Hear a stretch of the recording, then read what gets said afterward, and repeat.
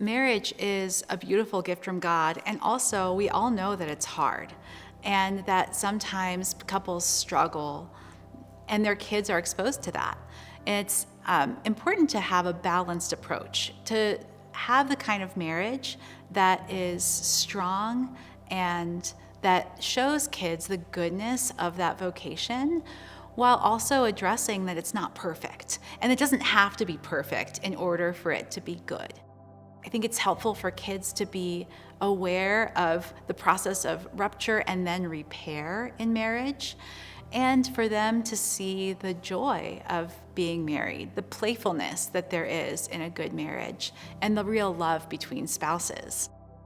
Kids, even if they cringe, they love seeing their parents be affectionate. They love seeing their parents hold hands or kiss, and to hear those stories of what brought them together and what keeps them together.